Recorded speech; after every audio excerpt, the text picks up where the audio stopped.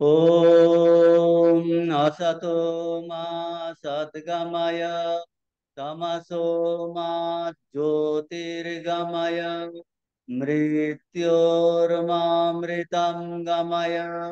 ॐ शान्ति शान्ति शान्तिः। हरि ओम्।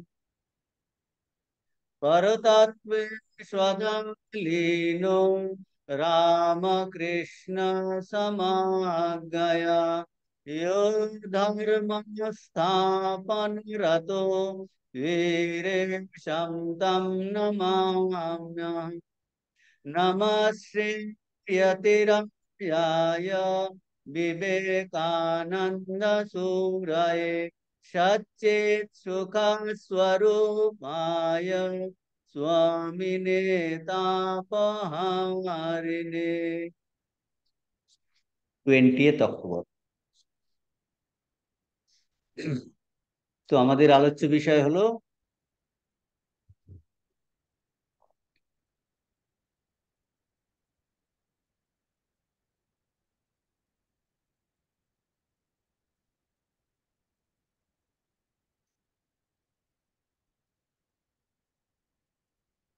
স্বামীজির জ্ঞানযোগের লেকচারের কঠোপনিষদের উপর second lecture, unity in diversity, বহুত্বে একাত্ম দর্শন। প্রথম বক্তৃতাটা যেটা আমরা আলোচনা করেছি, রিয়ালাইজেশন, অপরোক্ষানুভূতি।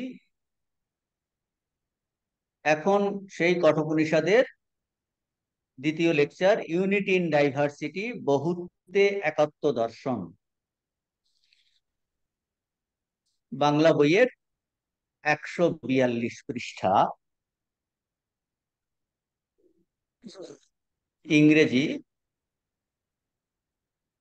Page number 224।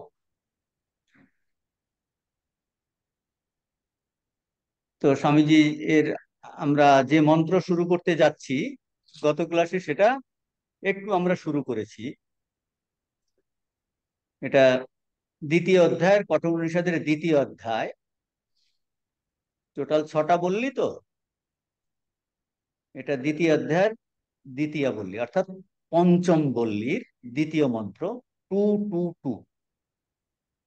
এর আগে যে আলোচনা হয়েছে, এই 222 মন্ত্রের আগে কি আলোচনা হয়েছে? 142 পৃষ্ঠার সেকেন্ড প্যারাগ্রাফে যে যে আত্মতত্ত্ব, যা কিনা আমাদের অন্তরাত্মা, তাকে জানলে কি আমরা অমৃত স্বরূপ হয়ে যাই, না জানলে কি মৃত্যু সমৃত্যুম আপনতি জয় না নেব পশ্যতি।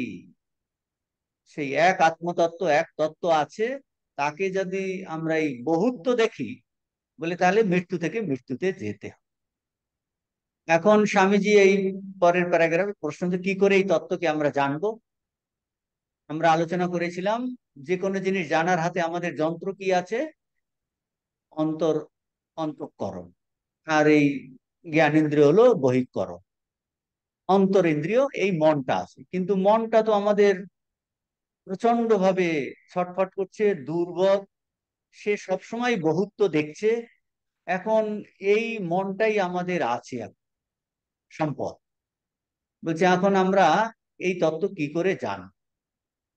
আর মনের স্বভাবও বলছেন, এই মনটা যা এত ভ্রান্ত, এত দুর্বল, আর যেটা কিনা এত সহজে বিভিন্ন দিকে যায়, এটা আর বলার অপেক্ষা রাখে না। অর্জুনেরও একই প্রবলেম ছিল, আমাদেরও একই প্রবলেম। এখন স্বামীজি বলছেন, হ্যাঁ ঠিক, this is a statement of fact. কি স্টেটমেন্ট অফ ফ্যাক্ট? মনটা দুর্বল, ভ্রান্ত, মানে প্রতি মুহূর্তে ভেসিলেটিং, চেঞ্জ হচ্ছে, বিভিন্ন দিকে ধাবিত হচ্ছে। স্বামীজি বলছেন, হ্যাঁ এটা সত্ত্বেও এই মনকেই কিন্তু সবল করা যায়। সবল করা যায়, যে এটাকে বলছে সে আর বিভিন্ন দিকে ধাবিত হবে না, সে শুদ্ধ হবে, পবিত্র হবে। বলছে এই মনের কিন্তু এই স্বভাব। তো বলছেন এই মনটাকে সেটা করা যায়, যাতে কি না এই মন সবল হলে শুদ্ধ হলে, পবিত্র হলে সে তখন আর এদিকে ওদিকে যায় না দীর্ঘ অভ্যাসের ফলে। তাহলে এই মনের দ্বারাই আমরা সেই একত্ব জ্ঞানের আভাস পেতে পারি। আর সেই জ্ঞান, সেই যে জ্ঞানের আভাস, সেই জ্ঞানই আমাকে কি করবে, এই মন সবল হলে যে একাত্ম জ্ঞানের আভাস আমরা পাবো, সেই আমাকে মৃত্যু থেকে, মৃত্যু যাওয়ার থেকে রক্ষা করবে। অর্থাৎ আমরা কিনা অমৃত ধর্মী হয়ে যাব। আমরা যে অনন্ত স্বরূপ সেটা উপলব্ধি করতে পারবো, মনটা ওই রকম হলে পুনঃ পুনঃ মূর্তি হইতে আমাদের রক্ষা করে। আর যদি আমরা এই ভেদ দর্শনেই করি, ভেদ দেখলে ভেদ থেকে ভেদে যেতে হবে, বিভিন্নতা দর্শন করলে ওই পরপর বিভিন্নতা প্রাপ্ত হবে। মানে বিভিন্নতা প্রাপ্ত হবে মানে এই শরীর পেলাম, আর একটা শরীর পাবো, অন্য অনেকগুলো ভোগ্য বস্তু পাবো, অন্য নূতন আত্মীয় স্বজন পাবো, নূতন জিনিস পাবো। যদিও সব জিনিসপত্র সব একই, পারমুটেশন কম্বিনেশন, সব পারমুটেশন কম্বিনেশন। তো বলছেন যে এই সেইটাকে বোঝাচ্ছে এক তত্ত্ব আছে, কিন্তু সেটা যেন আমাদের, আমরা ভুল বশত, মায়ার আবরণ বশত, ভ্রান্তি বশত সেখানে বহুত্ব দেখছি। এইটা ওই একটা উদাহরণের মাধ্যমে বুঝিয়েছেন, যেটা গত ক্লাসে আলোচনা হয়েছে। যথা উদকম দুর্গে বৃষ্টম পর্বতেষু বিধাবতী এবং ধর্মান পৃথক পশ্যং স্থানে বানু বিধাবতী। এইটার কথা বোঝানোর জন্য, দুর্গম পর্বতে কি বোঝানোর জন্য, যেন আমরা যে বিভিন্নতা দেখে সে যেন নিজেকে হারিয়ে ফেলে, এইটা বোঝাচ্ছে। যেমন উঁচু পর্বতে বৃষ্টি হলে সেই উঁচু পর্বতের একটা বড় জলধারা ধীরে ধীরে পর্বতের সুড়ঙ্গের মধ্য থেকে গিয়ে বিকীর্ণ হয়ে চতুর্দিকে ছড়িয়ে ছিটিয়ে পড়ে, এক তত্ত্ব যেন বিভিন্ন হয়ে যাচ্ছে, সেই রকম ওই বিভিন্ন করে হারিয়ে যায়। সেই রকম বলছে এই আমরা আছে এক তত্ত্ব, সেটাকে আমরা যেন ওই বহুত্ব দেখে আমরা নিজেকে হারিয়ে ফেলছি, এইরকম করে বোঝাচ্ছে। এগুলো সব প্রতীক আকারে বোঝাচ্ছে যে যে ব্যক্তি কিন্তু এই বহুর মধ্যে এক দেখতে না পায়, বহু জীবে বিভিন্ন বিভিন্ন আত্ম মনে করে। আমরা এতজন এখন ক্লাস করছি, আমরা যদি মনে করি এ বহু আত্মা, বলছেন এইরকম যিনি এইরকম বহু জীবকে ভিন্ন ভিন্ন আত্মা বলে বোধ করেন, সে আর কখনো এই একত্ব উপলব্ধি করতে পারেন না, আত্মস্বরূপকে উপলব্ধি করতে পেরে মুক্ত হতে পারেন না। ফলে সে যেন কি করে, মুক্ত হতে পারেন না, এটা কথার অর্থটা কি? অর্থটা হলো সে যেন নিজেকে হারিয়ে ফেলে। যেমন ওই জলধারা ছিল এক, বিকীর্ণ হয়ে শূন্যের মধ্যে গিয়ে যেন হারিয়ে ফেলেছে, এই উদাহরণটা দ্বারা এটা বোঝাচ্ছে। তো মায়ার আবরণে, অজ্ঞান আবরণে আমরা এই বহুত্ব দেখি, এই বহুত্ব দেখাটা বুঝিয়েছে ওই মধ্যে। আর কেউ যদি সর্বজীবে এক আত্মদৃষ্টি, মানে আমার মধ্যে যে আমার স্বরূপ, আত্মা চৈতন্য, সবার মধ্যে সেই একই আত্মবস্তু, সর্বজীবে আত্মদৃষ্টি করে, তাহলে কি সে চিরকালের মতো অভয় স্বরূপ প্রাপ্ত হয়ে অমর হয়ে যায়। এইটা কিন্তু ওই উদাহরণে বুঝিয়েছে। আর এখন পরবর্তী মন্ত্র আসছে, হংসা সুশিষাদ বসুরান্তরিক্ষসাদ হোতা বেদিশাত অতিথির দুরুনসাত নৃষাত বরসাত ঋতসাত বোমসাত আবজা গোজা ঋতজা অদ্রিজা ঋতম বৃহৎ। এখন এই সর্বজীবে এক আত্মদৃষ্টিকে, যেটা ঠিক ঠিক এক আত্মদৃষ্টি হওয়া উচিত, সেটা অন্যভাবে বোঝাচ্ছে। কিভাবে বোঝাচ্ছে, কোন দিক থেকে বোঝাচ্ছে? আমাদের অভিজ্ঞতার দিক থেকে বোঝাচ্ছে। আছে এক, তিনি যেন বহু হয়েছেন, আসলে বহু হননি। এখন বোঝাচ্ছে আমাদের এখন কি অভিজ্ঞতা, আমাদের এখন অভিজ্ঞতা আমরা এতজন বসে এখন স্বামীজির লেকচার শুনছি, স্বামীজির জ্ঞান যোগে।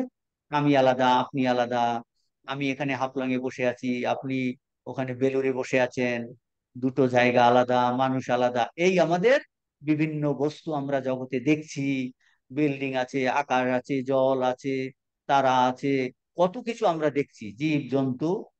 তাহলে যেসব আমাদের মধ্যে, এটার অর্থ কি, আমাদের মধ্যে যেসব বহুত্বের আইডিয়া আছে, আপনার আছে, আমার আছে, বহুত্বের আইডিয়া আছে, এবং মনে করি ভিন্ন ভিন্ন বস্তু আছে বলে আমরা মনে করছি, এইগুলোর নাম উল্লেখ করছেন ঋষি।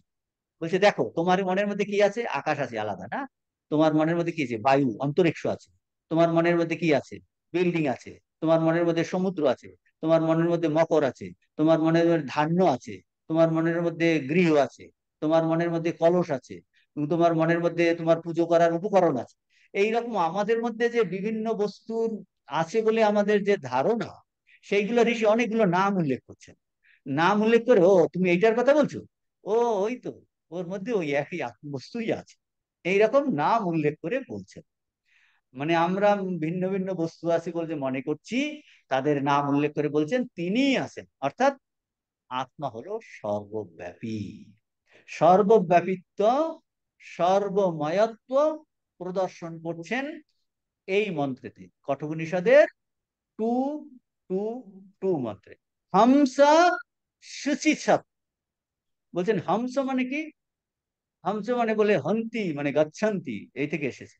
হামস মানে অ্যাকচুয়ালি সূর্যকে বোঝাচ্ছে, সর্বত্র গমনকারী, সর্বব্যাপী, হামসা শুচিছাপ। তো সে হলো যেন সূর্য গমন করছে সর্বত্র, হংস মানে সর্বত্র গমনকারী, সর্বব্যাপী, বোঝাচ্ছে চৈতন্যকে, অর্থাৎ সর্বদেহে চৈতন্য রূপে বিরাজমান আত্মা। সূচি মানে, সূচি মানে দুলোক, সুচিছা, দুলোক মানে আকাশ, আকাশে তিনি কি আছেন, সূর্য আছে, বুঝতে পারছেন। হংস সুচিছা, হংস মানে, হংস অ্যাকচুয়ালি জেনারেলি বলা হবে সূর্য। সূর্য কোথায় আছে, সূর্য আছে আকাশ, আমরা বলি বিশাল আকাশ, তাতে সূর্য আছে। আকাশ মানে, আকাশ মানে দুলোক, দুলোককে বলা হয় সূচি।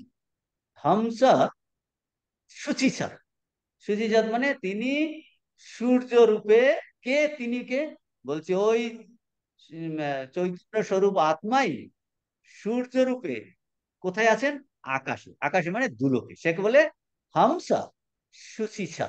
সুচি মানে দুলোক, দুলোক মানে আকাশ, তো হংসা সুচিছা, হংস মানে সূর্য রূপে তিনি আকাশে আছেন, তিনি কে, ওই সর্বব্যাপী চৈতন্য। বলছে সর্বদেহে যে চৈতন্য রূপে বিরাজমান আত্মা, আপনার আমার মধ্যে যে বিরাজমান আত্মা, তিনি সুচিছাত, তিনি কি, আকাশে সূর্য রূপে। আমি বলছি এই তো আকাশে সূর্য, বলছে ওই চৈতন্য স্বরূপ আত্মাই আছেন, তুমি বাইরেই দেখছো ওটা সূর্য, তুমি বাইরেই স্থূল দেখছো, তাহলে সূর্যের নাম করলো, দুলোকের নাম করলো, দুলোকের নাম করে কি বললো, বলছে তোমার দুলোকে মানে আকাশে সূর্য দেখছো, ও তো তিনি আছেন, তিনি আছেন, হংসা শুচিসব, সূর্যরূপে অবস্থা। তারপর কি বলেছে, বসু অন্তরিক্ষ সব, বসু মানে জগৎ, নিখিল জগৎ, বসু মানে নিখিল জগৎ, জগতের কথা বলছে যে সবাইকে বাস করায়। তাহলে বসু সৎ মানে নিখিল জগতের আশ্রয়কে, আশ্রয় স্থিতচারক বায়ু রূপে, বলছে এই সমস্ত জগৎকে যেন বায়ু তাকে আশ্রয় দিচ্ছে, বায়ু ছাড়া জগতের আশ্রয় নেই, বলছে বায়ু রূপে তিনি কোথায়, অন্তরিক্ষে বাস করেন। তাহলে বায়ু রূপে কোথায় বাস করেন, অন্তরিক্ষ, অন্তরিক্ষ সৎ, তিনি, তিনি কে, সর্বদেহে চৈতন্য রূপ, চৈতন্য রূপে বিরাজমান আত্মা, তিনি, তিনি কোথায়, এই যে জগতের আশ্রয় স্থিতি সাধক, বায়ু রূপে, বায়ু রূপে তিনি কোথায় আছেন, অন্তরিক্ষে। সেই চৈতন্য বায়ু রূপে অন্তরিক্ষে আছে। ওই গানে আছে না, বায়ু রূপে তুমি আমাদের ইস করাও, দেখবেন সমস্ত রামপ্রসাদের গানে স্বর আছো অর্ঘ পুটে, ওই সেইগুলো এখন ওই উপনিষদের তত্ত্বই। তো বলছেন বায়ু রূপে তিনি অন্তরিক্ষ, তাহলে কি বসু অন্তরিক্ষ সব। তারপর বলছে হোতা বেদিশা, হোতা অগ্নিকে বলে, অগ্নি রূপে তিনি যজ্ঞ বেদিতে আছেন। এই যজ্ঞ বেদিতে কি থাকে, অগ্নি, অগ্নিকে বলে হোতা, হোতা বেদিশা, বেদি মানে হলো যজ্ঞ বেদি, পৃথিবীও বেদি হতে পারে, পৃথিবীটাও বেদি। আর এর সাধারণত আমরা তো যজ্ঞ করি, আমার ঘরে ছোট যজ্ঞশালা আছে, আগে আগে ছিল তো এগুলো। তো বলছেন অগ্নিরূপে সেই আত্মা যজ্ঞ বেদিতে, বেদি, সেই জন্য তার নাম হলো বেদিশা। এগুলো সব তাহলে কি তিনি হলেন কি সুচি সৎ, তিনি হলেন অন্তরিক্ষ সৎ, তিনি হলেন বেদি সৎ। ওই ওই রূপে তিনি তুলোকে অবস্থান করেন, তিনি অন্তরিক্ষে অবস্থান করেন, তিনি বেদিতে অবস্থান করেন। অতিথি দূরন অসৎ, অতিথি রূপে বলছেন অতিথিকে দুটো অর্থ আছে। সোমরসকে আগের আগের দিনে সোমরসকে বলা হতো খুব যজ্ঞের একটা প্রধান জিনিস। সোমরস যজ্ঞাঙ্গ রূপে সোমরস দরকার হয়, সোমলতা থেকে সোমরস করা হয়, তাকে বলে অতিথি। তাহলে সোমরস রূপে তিনি যজ্ঞাঙ্গ রূপে কোথায় থাকেন? কলসিতে রাখা হতো, কলসিতে ওই সোমরস রাখা হতো। বলছে দূরণ, দূরণ মানে কলসিতে অবস্থান, দূরণ মানে কলসি, কলসিতে তিনি কি কি কি রূপে অবস্থান করেন? সোমরস রূপে। সোমরস কিসের জন্য দরকার হয়? যজ্ঞ করতে, যজ্ঞ করতে। আর একটা অর্থ কি? দূরণ মানে কলসি, মানে ঘর, ঘরে কে বাস করেন? বলে ঘরে মানুষ বাস করে, কিন্তু এখানে কি বলছেন? অতিথি। অতিথি মানে যিনি তিথি মেনে আসেন না, অতিথি। তাহলে এই যে ব্রাহ্মণ অতিথি রূপে তিনি গৃহস্থের গৃহে অবস্থান করেন। দূরনসতের দুটো অর্থ, একটা দূরনসদের আর দুটো অর্থ হলো মানে দূরন অর্থাৎ কলসি বা গৃহে, গৃহে তিনি ব্রাহ্মণ অতিথি রূপে অবস্থান করেন। আর কলসিতে সোমরস রূপে অবস্থান করেন। সোমরস হলো যজ্ঞের অঙ্গ। বলছে ওই তিনি আছেন, তিনি গৃহীতে ব্রাহ্মণ রূপেও আছেন, তিনি কলসিতে তোমার সোমরস, তোমার প্রিয় সোমরস রূপেও তিনি অবস্থান করছেন। অতিথি দূরনসৎ। তারপর হচ্ছে নৃসৎ, নৃ মানে মানুষ। বলছে এতগুলো তুমি অতিথির কথা বলা হলো, বাকি মানুষ? বলছে তিনি আবার মানুষের মধ্যে নৃসৎ, নৃ মানে মানুষ, ওখান থেকে নর শব্দ, নৃ মানে মানুষ। তাহলে এই যে আমাদের মধ্যে বলছে, ঋষি বলছে ওই মানুষের মধ্যে তিনি আছেন, তিনি দুলোকে, তিনি অন্তরিক্ষে, তিনি ব্রাহ্মণ গৃহ রূপে, অতিথি রূপে গৃহের মধ্যে, তিনি সমস্ত মানুষ রূপে। তারপর হচ্ছেন বারাসা, বড় মানে শ্রেষ্ঠ, কারা? দেবতারা। আমরা বলি দেবতারা শ্রেষ্ঠ। তাহলে দেবগণ অর্থাৎ শ্রেষ্ঠ বস্তু সমূহে বলে তিনি আছেন। বলে তুমি বলছো দেবতারা শ্রেষ্ঠ, ওই আত্মাই তিনি বরসাত, সেই জন্য তার নাম হলো বরসাত, তার নাম হলো নৃসৎ, বরসৎ। ঋতসৎ, ঋতসৎ মানে ঋত মানে সত্য, ঋত মানে যোগ্য, দুটো অর্থ। আত্মা বলছে অবস্থান করেন যোগ্যতে, বা তিনি বলছেন ঋত অর্থাৎ সত্য, যে কিছু সত্য রূপে বলে, বলছে তিনি ঋতসৎ। তো আর একটা অর্থ হলো যোগ্য, যোগ্য রূপে অবস্থান করেন, বা ঋতু মানে সত্য, তিনি এই সেই রূপে অবস্থান করেন, সেই জন্য বলছেন ঋতসৎ। তারপর বলছেন বোমসৎ, বোম মানে আকাশ, আগেও বলেছিল আকাশের কথা। তাহলে আকাশে সূর্য বাদ দিয়ে অন্য আরো অনেক জিনিস আকাশে বাস করেন তো। তা বোম আসাদ, বোম আসাদ মানে আকাশে অবস্থান করেন বলে বোম আসাদ। বোম, বোম মানে আকাশ, আকাশে অবস্থান করছেন বলে বোম আসাদ। তারপর বলছেন অবজা, অবজা মানে অপ মানে জল, অবজা মানে জল থেকে উৎপন্ন জিনিস হলো অবজা। তাহলে জলজাত কি? জলতে শঙ্খ, শুক্তি, মাছ, এইরকম যা মকরা আদি রূপে তিনি রয়েছেন, সেই জন্য তার নাম হলো অবজা। অবজা নাম কেন হলো? বলে জলের মধ্যে যারা জাত হয়, বলে সেই রূপে তিনি আছেন। আমরা বলবো কত ধরনের মাছ আছে, মকর আছে, কুমির আছে, সাঙ্গর আছে, অনেক কিছু আছে। তো বলছে জলজাত শঙ্খ এটসেট্রা রূপে তিনি আছে, সেই জন্য নাম হলো অবজা। গোজা, গোজা মানে গো মানে পৃথিবী, পৃথিবীতে যা জাত হয়, বৃহজাবাদী ধান, জব এটসেট্রা, বৃহজাবাদী শস্য রূপে পৃথিবীতে অন্ন উৎপন্ন হয় বলে তার নাম হলো গোজা। গো মানে পৃথিবী। ঋতজা, ঋতজা বলতে এখানে বোঝাচ্ছে যজ্ঞে অনেক যজ্ঞের সম্রাট ছাড়াও যজ্ঞাঙ্গ রূপে যজ্ঞে অনেক জিনিসপত্র লাগে যজ্ঞ করতে গেলে, সেরকম ঋতজা যজ্ঞের। তাহলে ঋত মানে একটা অর্থ ছিল যজ্ঞ, এখন ঋতজা, ঋতজা অর্থ হবে যজ্ঞের অঙ্গ রূপে, উপকরণ রূপে উৎপন্ন হন বলে পুজো করতে গেলে, এই যে দুর্গা পুজো আসছে, কত জিনিস দরকার হয়, তার কথা বলছেন। অঙ্গ রূপে যেসব জিনিস উপকরণ রূপে তিনি উৎপন্ন হন, বললেন তিনি হলেন ঋতজা। অদ্রিজা, অদ্রিজা, অদ্রিজা মানে যে পর্বতাদি থেকে যে নদী সমূহ উৎপন্ন হয় তার নাম হলো অদ্রিজা। নদ্যাদি রূপে পর্বত থেকে উৎপন্ন হয় বলে অদ্রি। অদ্রি মানে পর্বত, তার থেকে যে অদ্রিজা, তার থেকে যে উৎপন্ন হয়েছে আমরা মনে করি পর্বত থেকে এই নদ্যাদি রূপে উৎপন্ন হন বলে তার নাম অদ্রিজা। তাহলে ঋতজা, অদ্রিজা। লাস্টে কি বলছেন দেখেন, লাস্টে বলছেন তিনি ঋতম বৃহৎ। তাহলে গোজা, ঋতজা, অদ্রিজা, ঋতম বৃহৎ। তিনি নিত্য রূপে, এখানে নিত্য রূপে সর্বজগতের কারণ, এই জন্য তিনি বৃহৎ, মহান।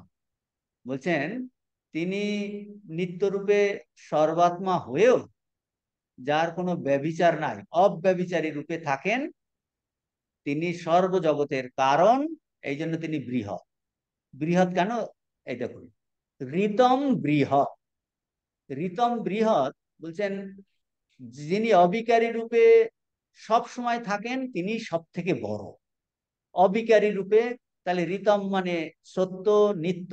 তাহলে তিনি নিত্য স্বরূপ, সর্বাত্মা হয়েও, সর্বাত্মা হয়েও কি, সর্বাত্মা হয়েও অব্যভিচারী, অবিকারী, অব্যভিচারী রূপে থাকেন, এবং তিনি সর্বজগতের কারণ, এই জন্য তিনি হলেন বৃহৎ, মহান। তাহলে কি দেখালো এইগুলো নাম উল্লেখ করে? আত্মার একত্ব, সর্বব্যাপিত্ব, সর্বময়ত্ব প্রতিপাদন করা হচ্ছে এই মন্ত্রেতে। এই মন্ত্রের তাৎপর্য হয়ে। তাহলে কি সিনপসিসটা দাঁড়ালো? আমাদের যে বহুত্বের জ্ঞান আছে, সেই অনেকগুলো বহুত্বের ঋষি নাম দিয়েছেন। কি নাম নিয়েছেন? দুলোকের নাম নিলেন, আকাশের নাম নিলেন, অন্তরিক্ষের নাম নিলেন। সেখানে বায়ুরূপী অন্তরিক্ষ বায়ুরূপী আশ্রয় দান করছে। তারপর যজ্ঞের বেদিতে আছেন, পৃথিবী থেকে যে উৎপন্ন হয় তাতে আছে, গৃহস্থের অতিথি রূপে, ব্রাহ্মণ অতিথি রূপে আছে, বা যজ্ঞ, যজ্ঞতে যে দরকার হয়, সোমরস কলসিতে আছেন, নিরিষদ মানুষের মধ্যে আছেন, দেবতাদের বারাসাত দেবতাদের মধ্যে, ঋতসাত, বোমাসাত, আবজা, গোজা জল থেকে উৎপন্ন হয়, পৃথিবী থেকে উৎপন্ন হয়, পর্বত থেকে যে উৎপন্ন হয়। তাহলে এই অনেকগুলো বিভিন্নতার নাম দিয়ে বললেন সেই এক অব্যভিচারী রূপী আত্মা সর্বত্র বিরাজমান, সর্বত্র বিরাজ, সর্বব্যাপিত্ব দেখাচ্ছে। সর্বব্যাপিত্ব, এগুলো অনেকগুলো নাম নিয়ে, জলে, পৃথিবীতে, যজ্ঞে তুমি আছো, উম, আকাশে, বাতাসে, জলে, সর্বভূতে, তো তিনি সত্য, তিনি মহান। তাহলে মূল কথা কি দাঁড়ালো? যে মূল কথা হলো যে বিচার যদি করা যায় শাস্ত্রের সাহায্যে, এই তত্ত্বে আমরা পৌঁছতে পারছি যে সর্ব, আমাদের দেহে, অর্থাৎ সর্বদেহে অভিমানী যে জীব আমাদের বলছি, আমরা বলছি আমি একজন মানুষ, আমি একজন জীব। জীব যাদের বলছি, আসলে স্বরূপে হচ্ছেন তিনি কি, আমরা এক অদ্বয় তত্ত্ব, যাতে কোনো জড় ধর্ম নাই। জড় ধর্ম তাতে কিছু আরোপিতই হতে পারে। এই আকাশ বাতাস সবকিছু আমরা দেখছি, বলছি এগুলো বাইরের স্থূল রূপ, এতে জড় ধর্ম নাই। যারা রামায়ণ মহাভারত বিভিন্ন সিরিয়াল দেখেছেন, দেখবেন এমনি একটা সাধারণ ভাবে বোঝাচ্ছে, অভিমানী দেবতা দেখা যায়, একটা গাছ, গাছের মধ্যে অভিমানী দেবতা, পাহাড়, তার মধ্যে একজন অভিমানী দেবতা, মানে চেতন স্বরূপ। তাহলে পাহাড়টা হলো তার বাইরের স্থূল রূপ, তার ভিতরে একজন কি আছে, যে হলো চেতন। সে সমস্ত জায়গাতেই সব চেতনময়। এই জন্য বলি, আমরা বলি গৃহ দেবতা, বৃক্ষ দেবতা, নদী, আমরা বলি নদী মা গঙ্গা। তাহলে নদীতে আমরা, গঙ্গাতে জেলে আমরা মাথায় জল ছোঁয়াচ্ছি, মানেটা কি? মা গঙ্গা। মা গঙ্গা কি? মা গঙ্গা। তাহলে এইটা কি? মা গঙ্গার বাইরের স্থূল রূপ। তিনি কি? তিনি হলেন চেতন ধর্ম। তাহলে এই যে এতগুলো নাম করলেন স্থূল, আমরা বসে আছি আমার শরীর স্থূল, বলছে পিছনে কিন্তু তিনিই আছেন। সামনে তুমি দেখছো মেঝে, বলছে না না তিনি আছেন। ঠাকুর বলছেন তখন এই ঘর দ্বার মেঝে সব চৈতন্যময়, এক চৈতন্য আমি দেখছি, আর চতুর্দিকে শুধু ফুল ছুটছি। আলাদা মায়েরই বলছি, আমি আলাদা দেখছি না, এক ছাড়া দুই দেখছি না। এই ঠাকুরের যে অনুভব সেগুলো এমন আমাদের সাধারণ ল্যাঙ্গুয়েজে প্রকাশ করেছেন, এই ঋষিদের একই অনুভব উনি সহজ করে আমাদের মতো বিড়ালের মধ্যেও দেখছেন। ও মা, তুই এই রূপে এসেছিস, খোপা বেঁধে মোর ভুলাচ্ছিস। মা ঠাকুর হাসছে।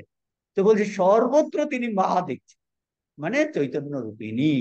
এটা বলছেন যে যাতে কোনো জড় ধর্ম আরোপিত হতে পারে না। মানে জড় ধর্মের দ্বারা তিনি সংস্পৃষ্ট নন। আমার শরীরে রোগ হতে পারে, কিন্তু আমার স্বরূপত আমি চৈতন্য স্বরূপ, সেই শরীরের রোগের দ্বারা অসংস্পৃষ্ট।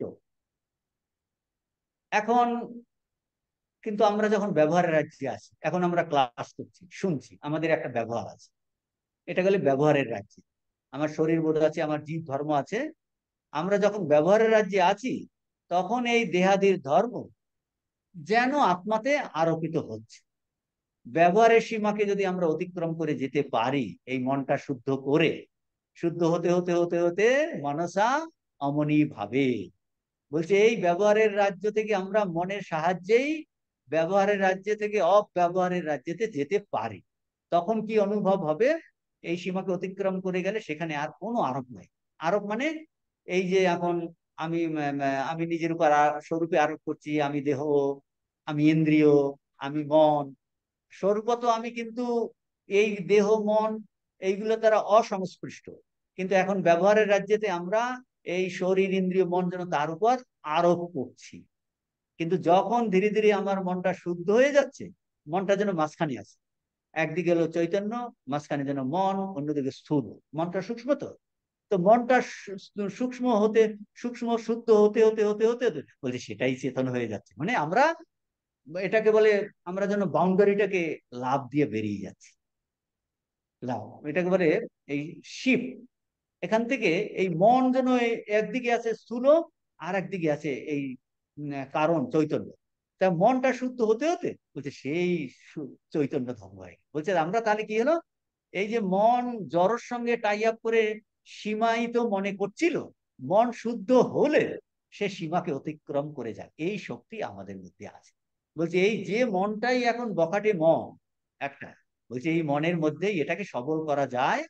এ কিন্তু এই এর নিজের গণ্ডিকে অতিক্রম করতে পারে, এইটা আমাদের মধ্যে আছে। এইটা হলো বেদান্তের একটা বিউটি। হ্যাঁ, আমাদের এখন শরীর বোধ আছে, আমাদের দুর্বলতা বোধ আছে, আমার বহুত্ব বোধ আছে, আমার এইরকম অনেক কিছু আছে, কিন্তু বলছে এই মনেই কিন্তু এই সীমাকে অতিক্রম করতে পারে। অতিক্রম করে গেলে আর আরোপ নেই, আরোপ নেই, অশুদ্ধ অবস্থাতে আরোপ। তাহলে তখন আর বিচারেরও স্থান নাই, যেই আরোপ উঠে গেল বিচারের স্থান নাই। এইটাই ঠাকুর বলেছেন, তখন সব চুপ হয়ে যায়, সব উঁচু বেদও পর্যন্ত সেখানে নীরব। ঠাকুর বারবার এই কথা বলেছেন যে ওই অবস্থায় গেলে মৌন হয়ে যায়, মৌন হয়ে যায়, চুপ হয়ে যায়। এম, ওই ঠাকুর উদাহরণ দিয়ে বোঝাচ্ছেন না, নুনের পুতুল মাপতে গেছিল, তারপর আর খবর দিতে পারেনি, চুপ হয়ে গেছে। দুপুরে নিমন্ত্রণ বাড়িতে, বলছে খেয়ে দিয়ে একদম, তারপরে ঘুম, প্রথমে হইচই, অনেক কিছু থাকে, তারপর লাস্টে খেয়ে দে, তারপর চুপ, একদম নিদ্রা। নিদ্রা, বলছে বহুত, তো আর কিচ্ছু নাই। ঋষিরা এটাকে বলছেন উপশান্ত অয়ম আত্মা। এই আত্মা শান্ত, আত্ম উপলব্ধিতে সব চাঞ্চল্যের নিবৃত্তি। খাওয়ার সময় চাঞ্চল্য, কথাবার্তা, খেয়ে দিয়ে আপনি শান্ত হয়ে গেলেন, তারপর নিদ্রা। উপশান্ত অয়ম আত্মা। উপশান্ত অয়ম আত্মা মানে এই আত্মা হলো শান্ত। শান্ত কথার অর্থ কি? যেখানে সমস্ত চাঞ্চল্যের নিবৃত্তি, এইটা আমাদের স্বরূপ। দেখুন কন্ট্রাস্টে বুঝলে, এখন আমরা মনে করছি আমার মন চঞ্চল, আমার এই টেনশন, আমার কত কিছু জিনিস আছে, মানে তার জন্য মন চঞ্চল। তো এখন স্বরূপত আমাদের আত্মাতে চঞ্চলতা নাই, সব চাঞ্চল্যের নিবৃত্তি। উপশান্ত অয়ম আত্মা, অয়ম। তাহলে ওই যে এক আত্মাই কি প্রসঙ্গে এলো, অব্যভিচারী রূপে এক আত্মা সর্বত্র আছে। এইটা উপলব্ধি করার জন্য আমরা একটা ক্লু পাচ্ছি, মনটাকে শক্তিশালী করা, শান্ত করা, চাঞ্চল্য দূর করা, চাঞ্চল্য দূর করতে গেলে কিন্তু বাসনা কমাতে হচ্ছে, ঠাকুরের প্রতি ভগবানই সত্য, এইরকম আগ্রহ টান চাই, তাহলে চাঞ্চল্য দূর হয়। দূর হতে হতে হতে হতে হতে হতে বলছে উপশান্ত অয়ং আত্মা। এই হলো, এই বোঝাচ্ছেন, বিভিন্ন নাম করে বোঝাচ্ছেন এক আত্মাই আছে। এখন এই এক আত্মাই, তাহলে এই বিভিন্নতা বলছে যেন তিনি বিভিন্ন রূপ ধারণ করছেন, একই আত্মা যে বিচিত্র রূপ ধারণ করছেন সেটা বিভিন্ন দৃষ্টান্ত দ্বারা বলছেন। আগে বলেছিলেন বহুত্ব, ওতে ওই এক আত্মাই আছে। এখন বলছেন তিনি তুমি বহুত্ব দেখছো, বলছে এই আত্মাই বিচিত্র রূপ ধারণ করেছেন। এটা দৃষ্টান্ত দিয়ে বোধগম্য রূপে আমাদের কাছে উপস্থাপন করছেন ঋষি। অগ্নির যথৈক ভুবনম প্রবিষ্ট রূপম রূপম প্রতিরূপ বভূব একস্তথা সর্বভূতান্তরাত্মা রূপম রূপম প্রতিরূপ বহিষ্য বায়োর্যথৈকো ভুবনম প্রবিষ্ট রূপম রূপম প্রতিরূপো বভূব একস্তথা সর্বভূতান্তরাত্মা রূপম রূপম প্রতিরূপো বহিষ্য। যেমন এই উদাহরণ দিয়ে বোঝালে, ঠাকুর যেমন পাতায় পাতায় কত ছোট ছোট গল্প উদাহরণের মাধ্যমে বোঝাচ্ছে, উপমা কালিদাসস্য, সেই রকম শ্রীরামকৃষ্ণের উপমা ঋষিরাও এরকম বিভিন্ন দৃষ্টান্ত উপমার দ্বারা বোঝাচ্ছেন। যেমন একই অগ্নি ভুবনে, এই পৃথিবীতে প্রতিষ্ঠা, এক অগ্নিতত্ত্ব আছে পৃথিবীতে প্রবিষ্ট হয়ে দাহ্য বস্তু, দাহ্য বস্তু সবগুলোই দাহ্য বস্তু, কাঠ বলুন অন্য যা কিছু সব পুড়ে যায়, দাহ্য বস্তুর রূপ ভেদে ভিন্ন ভিন্ন রূপ ধারণ করে, কোনোটা গোল, কোনোটা চৌকা, কোনোটা লম্বা, বলছি ভিন্ন ভিন্ন রূপ ধারণ করেন। তেমনি এক সর্বভূতের অন্তরাত্মা, অন্তরাত্মা বলছেন একটি আত্মা, এক তত্ত্ব, এক সর্বভূতের অন্তরাত্মা নানা বস্তু ভেদে সেই সেই বস্তু রূপ ধারণ করেছেন। সেই সেই বস্তু ধারণ করে কি তিনি এক্সস্ট হয়ে গেলেন? বলছে না, তার বাইরেও তিনি আছেন, বহিষ্য অগ্নির যথৈক ভুবনম প্রবিষ্ট রূপম রূপম প্রতিরূপ, বলছে এইরকম ভিন্ন ভিন্ন রূপ ধারণ করেছেন, ভিন্ন ভিন্ন রূপ ধারণ করেছেন। আবার কিন্তু ভিন্ন রূপ রূপ ধারণ করলেও তিনি বাইরেও আছেন। ওই বায়ুর উদাহরণে ওইটাই বুঝাচ্ছে, একই বায়ু ভুবনে প্রবিষ্ট হয়ে নানা বস্তু ভেদে সেই সেই রূপ লাভ করেছেন। বেলুনের মধ্যেও বায়ু, এর আপনার আমাদের শরীরের মধ্যেও বায়ু, রুমের মধ্যেও বায়ু, আমরা যেমন আকাশের কথা বলি, পঠাকাশ, গ্লাস আকাশ, গৃহাকাশ, সেই রকম বলছে একই বায়ু ভুবনে প্রবিষ্ট হয়ে সেই সেই রূপ লাভ করেছে নানা বস্তু ভেদে, তেমনি এক সর্বভূতের অন্তরাত্মা নানা বস্তু ভেদে সেই সেই রূপ ধারণ করেছে, সেই রূপ ধারণ করেছে, এবং সেই সেই রূপ ধারণ করে তাহলে খতম হয়ে গেল আর বাইরে নাই? বলছে না, তাদের বাইরেও আছে। অর্থাৎ কিনা বিভিন্ন ভক্তির মধ্যে যে চৈতন্য ওতপ্রোত হয়ে রয়েছেন তাকে আমরা পৃথক ভাবে দেখছি, পৃথক করছি। পৃথক কিভাবে করছি? নানা প্রকারের আকার দিয়ে, মানে আমি আলাদা, এই একটা রক্ত মাংসের শরীর, এ বলছে চৈতন্য এই নানা আকার দিয়ে পৃথক করেছে। আপনি আলাদা, আর একটা আকার, এই টেবিলটা একটা আকার, ওই পশু পাখির একটা আকার, বলছে আমাদের বিভিন্ন ব্যক্তির মধ্যে যে চৈতন্য ওতপ্রোত হয়ে রয়েছে তাকে পৃথক করছি কিভাবে? এই নানা প্রকারের আকার দিয়ে, যা প্রকৃত আত্মার ওই রকম আকার নাই। আমরা বলছি রাম, শ্যাম, যদু, অথর্ব, এইরকম যত নাম ব্যক্তির নাম করি, বিভিন্ন ব্যক্তির বিভিন্ন নাম, বিভিন্নতা আছে। আর বিভিন্নতা কোথায় আছে? আমাদের আমাদের দেহে বিভিন্নতা আছে। আর কোথায় আছে? ইন্দ্রিয়তে বিভিন্নতা আছে। আর কোথায় আছে? মনেতে বিভিন্নতা আছে। আমি আমার ইন্দ্রিয় দিয়ে দেখছি, আপনি আপনার ইন্দ্রিয় দিয়ে দেখছেন। তাহলে আমার দেহ আলাদা, আপনার দেহ আলাদা, প্রত্যেকের। তাহলে বিভিন্নতা আছে কোথায়? বিভিন্নতা আছে দেহেতে, বিভিন্নতা আছে ইন্দ্রিয়তে, বিভিন্নতা আছে আমাদের মনে। কিন্তু বলছে এগুলো সেখান থেকে যদি এখন সরিয়ে দিই, বিভিন্নতাটা এগুলো হটিয়ে দিই, কারণ এটা চেঞ্জ হচ্ছে তো। সরিয়ে দিলে, নিশ্চিহ্ন করে দিলে কিসের সাহায্যে আর পৃথক করব? পৃথক হয় এইগুলোর সাহায্যে। বলছে এইগুলো যদি সরানো যায়, তাহলে পৃথক করার আলাদা আপনার হাতে কোনো ইনস্ট্রুমেন্টই নাই। আপনি শরীরকে দিলেন, ওইটাই বলে পঞ্চকোষ বিলক্ষণ আত্মা। আপনি কোষটাকে যেই সরিয়ে দিলেন, আমি অন্নময় কোষ নই, আমি প্রাণময় কোষ নই, আমি মনোময় কোষ নই, আমি বিজ্ঞান, মানে এইগুলোই পৃথক করেছে। যেই আমি অন্নময় শরীরটাকে সরিয়ে ফেললাম, প্রাণটাকে সরিয়ে ফেললাম, মনটাকে সরিয়ে ফেললাম, বুদ্ধিটাকে সরিয়ে ফেললাম, বলছে লাস্টে যেই আমরা সত্যি সত্যি সরাতে পারি, লাস্টে বলছে আর কোনো আলাদা করা যাচ্ছে না, আরে তুমি আমি তো এক।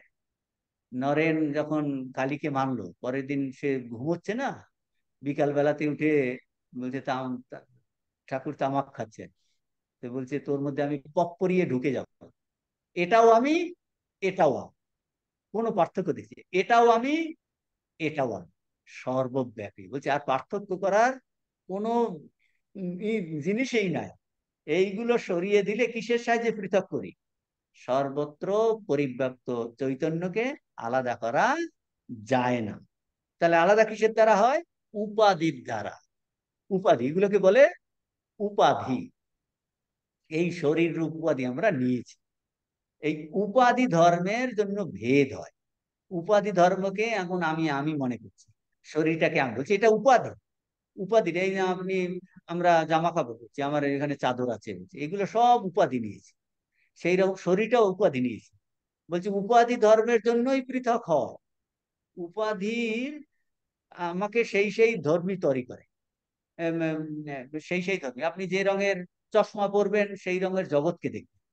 উপাধি ধর্মের জন্য, উপাধি ধর্ম নেওয়ার জন্য সেই চৈতন্য তত্ত্বত ধর্মী হয়, তত্ত্বত ধর্মী হয়। আমার দেহ, ইন্দ্রিয়, মনের যা কালার, আমি সেই রকমই। আমার শরীর ব্যথা করছে, আমার গলব্লাডার অপারেশন হবে, এখানে ব্যথা করছে, মনটা খারাপ, সংস্কার, মানে এগুলো সব উপাধি। এই উপাধির জন্য তত্ত্বধর্মী হয়ে গেছে কি চৈতন্য। এখন উপাধিগুলো তো আসলে এগুলো আগন্তুক, উপাধি মানে অতিথি, আগন্তুক, আসছে চলে যায়। কারণ শরীরটা দেখুন, ছোটবেলাতে কি শরীর ছিল, এখন পাল্টে গেছে। ছোটবেলাতে মন পাল্টে গেছে, ইন্দ্রিয় পাল্টে গেছে, তার মানে এগুলো আসছে আর যাচ্ছে। আসছে যে আয়গা চালা যায়।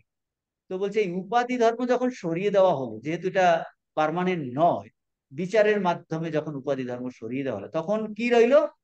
কিছুই রইলো না। এক আত্মাই, যিনি সর্বত্র অনুস্যুত আছেন, তিনি তাকে বোঝা যায়। এই হলো বেদান্তের বিচার। কি বিচার? আর যখন তা বোঝা গেল, তখন ওই বস্তুগুলোর দ্বারা, ও আচ্ছা আচ্ছা, এইগুলো সব আগন্তুক ব্যাপার না, শরীরটা আগন্তুক ব্যাপার, মনটা আগন্তুক ব্যাপার, ইন্দ্রিয়গুলো আগন্তুক ব্যাপার, এগুলো চলে যাবে, কিন্তু আমি কিন্তু থাকবো, আমি কিন্তু থাকবো।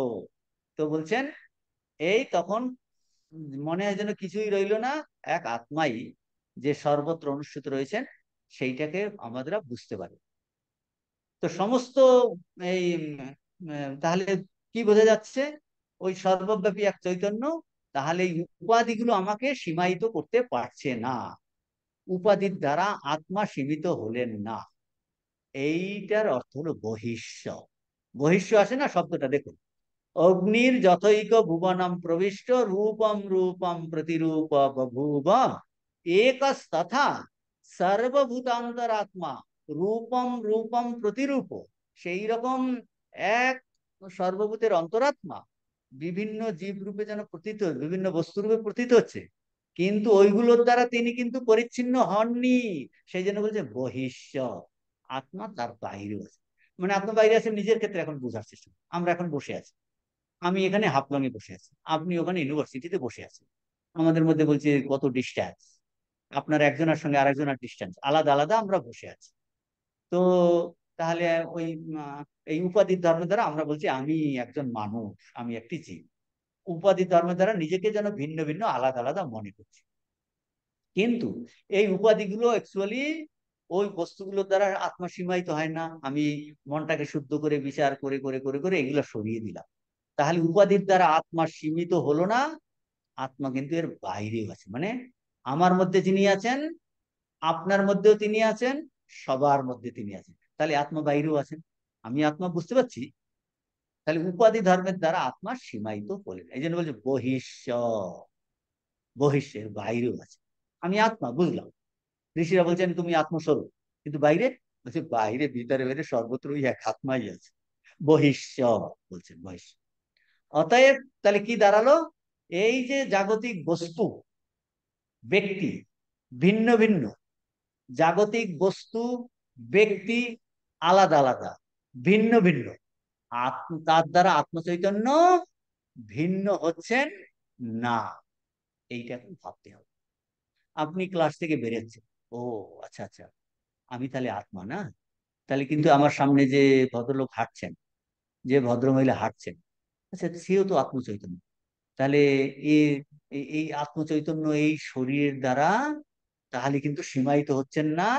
এই বস্তু ব্যক্তি ভিন্ন ভিন্ন দেখছি, কিন্তু আত্মচৈতন্য কিন্তু ভিন্ন হচ্ছে না, এক আত্মচৈতন্য আছে।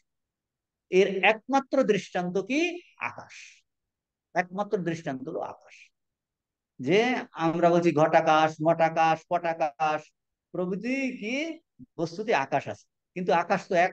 এই আপনারা বসে আছেন 201-এ, এটা বলছি 201-এর আকাশ। সীমা কি? ওই দেয়ালের দ্বারা। সত্যি আকাশকে কি এরকম করা যায়? দেয়ালটাকে সরিয়ে বলুন একই আকাশ, যেন ভিন্ন ভিন্ন মনে হচ্ছে, যেন ভিন্ন ভিন্ন মনে হচ্ছে। যে প্রকৃতপক্ষে আকাশ কিন্তু অবিভাজ্য, তাকে বিভাগ করা যায় না। সেই রকম চৈতন্য হলো অবিভাজ্য, আমাদের কাছে আমরা যেন বিভাজ্য, ভিন্ন ভিন্ন রূপে দেখছি। কিসের দ্বারা? উপাধি ধর্মের সঙ্গে নিজেদের সংযুক্ত করে, আমি আমার শরীর মনের সঙ্গে হুকিং আপ করে আলাদা আলাদা মনে করছি। প্রকৃতপক্ষে আত্মার কোনো এরকম আলাদা করা যায় না। আর যেন মনে করছে হ্যাঁ আলাদা হয়ে গেছে, বলছে তাতেও আত্মা কিন্তু ওই বস্তু ধর্মের দ্বারা স্পৃষ্ট হচ্ছে না। মানে মানে শরীর ধর্ম আত্মাকে কিচ্ছু করতে পারে না, মনের ধর্ম আত্মাকে কিচ্ছু করতে পারে না, ইন্দ্রিয়ের ধর্ম আত্মাকে কিচ্ছু করতে পারে না। যেমন আকাশকে আপনি বাড়িতে গিয়ে আগুন জ্বালান, আগুন জ্বালিয়ে আকাশকে কি আপনি মেরে ফেলতে পারবেন? পারবেন না। আপনি ধূপকাঠি জ্বালান, আপনি দুর্গন্ধ ছড়ান, বলে আকাশের কিচ্ছু করতে পারবেন না। ওগুলো দ্বারা আকাশ অসংস্পৃষ্ট। তাহলে এই দেহ ধর্ম, ইন্দ্রিয় ধর্ম, মনোধর্ম আত্মাকে স্পর্শ। এই অসঙ্গ হি অয়ম আত্মা, এই আত্মা হলো অসঙ্গ, একে কেউ কিচ্ছুটি করতে পারবে না। আত্মা অবিভাজ্য অসঙ্গ রূপেই রইলেন, অসঙ্গ অবিভাজ্য রূপে রইলেন। এইটা এখানটায় বলছেন। হুম। তো এই তত্ত্ব আপনি তো বলছেন, এই তত্ত্বই আপনি আমি সবার জন্যই কিন্তু সত্য। It is a truth. কি ট্রুথ? আমরা চৈতন্য রূপ, আমি চৈতন্য স্বরূপ, আমি এক, অদ্বৈত তত্ত্ব সবার ক্ষেত্রে সত্য।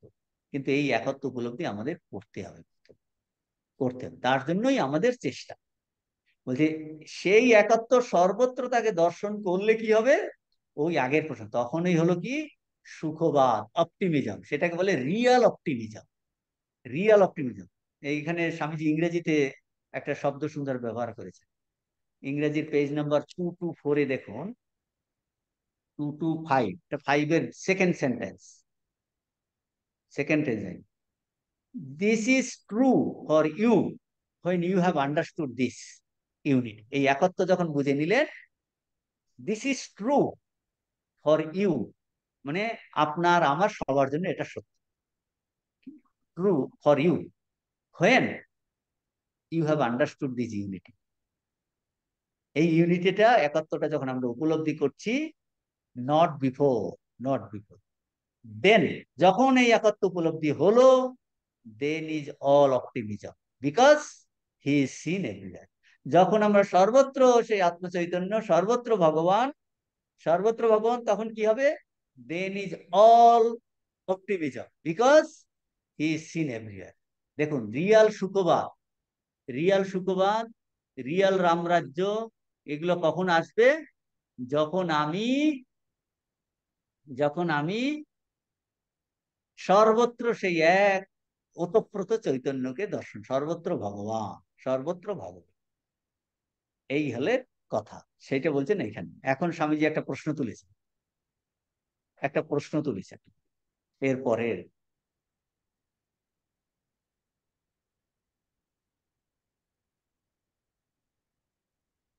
কি প্রশ্ন তুলছেন?